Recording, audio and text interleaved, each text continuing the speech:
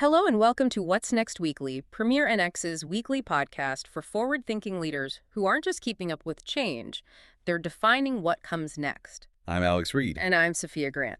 Each week, we break down the biggest challenges and opportunities in business growth, digital transformation, and AI, giving you the insights you need to lead with confidence. In today's episode, we're tackling a pivotal decision for scaling companies: finance and accounting outsourcing. We'll cut through the hype to explain why it's a strategic growth lever, not just a cost-cutting tactic, and address the common fears that hold first-timers back. Let's get started. Today, we're exploring a really critical pressure point for high-growth mid-market companies. You know, those in that $100 million to maybe $1 billion range. It's when the day-to-day operational finance tasks really start limiting strategic capacity. That's right. It's a common crossroads for finance leaders, isn't it? The company's basically outgrown its old ways of doing things. So our mission today is to unpack the options. Do you hire more people? Do you sink money into new software? Or is there a way to use finance and accounting outsourcing more strategically, to gain real financial clarity and control? Okay, let's dig into that operational strain first. What does that actually look like? We know the classic sign, the book's closed, but, well, later than everyone wants. Your internal controllers, your analysts, they seem perpetually caught up, chasing down the details, AP, AR, all those month-end reconciliations. Exactly. And the root cause, it's typically the sheer volume of that transactional work. It just consumes everything, which leaves, frankly, zero bandwidth for your skilled internal people to do the higher value stuff, strategic analysis, maybe optimizing the tech you already have. Right. And the common reaction, hiring more staff, often just, well, it adds another person to a process that's already struggling. It doesn't actually fix the structural challenge underneath. So it's not a people problem, it's a process problem amplified by volume. Precisely. Okay, so if that strain is the symptom, how do we quantify the impact? Is there data on this visibility gap? Yes, and this is where it gets quite interesting. We could look at benchmarks, say, from APQC. They're sort of the standard for this. Their data shows a really meaningful efficiency gap in the close process. Median companies take about 18 days to close the books. 18 days. Okay. But the top performers, they're doing it in just 10 days. 10. Wow. Okay, that's a notable difference. 8 days. It is.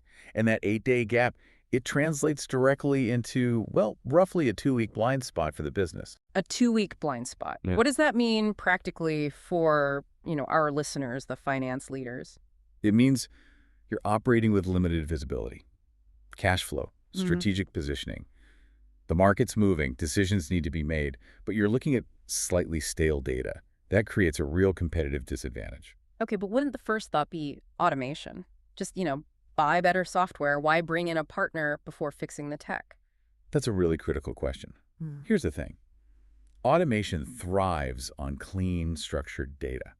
If you try to automate a messy process or messy data, garbage in, garbage out. Exactly. Garbage in, garbage out. That's why we see modern outsourcing, or partnership, really, as a way to augment and empower your team, not just replace tasks. And it usually happens in phases. Okay, tell us about these phases. What's phase one? Phase one is all about stabilize.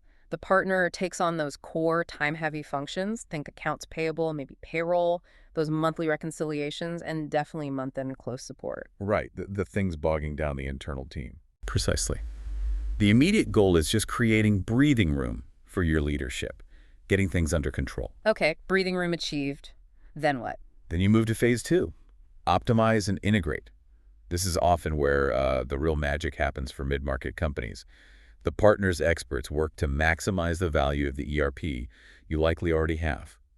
Maybe it's NetSuite, maybe Sage Intacct. By doing what? By tackling the messy, inconsistent operational data directly.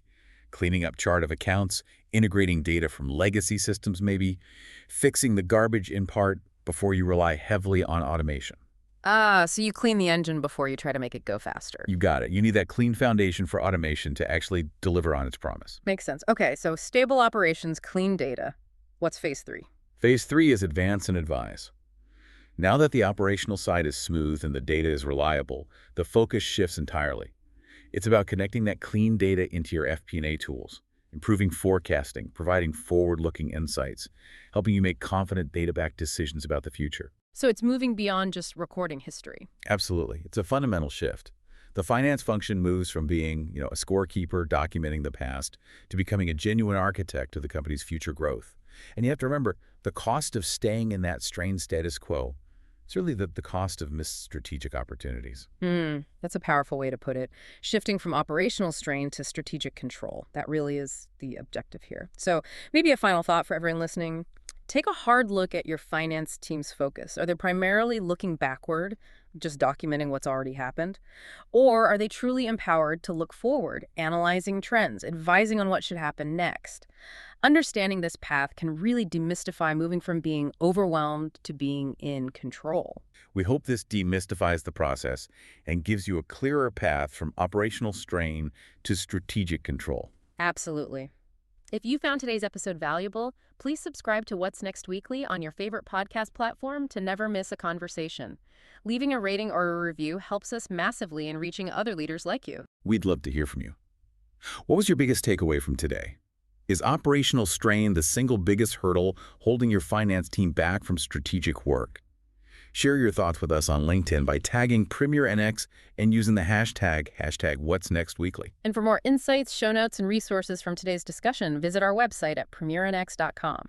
Join us next week on What's Next Weekly, PremierNX's weekly podcast, where we'll be breaking down how to turn a common business challenge into your next big opportunity. Until then, keep building what's next.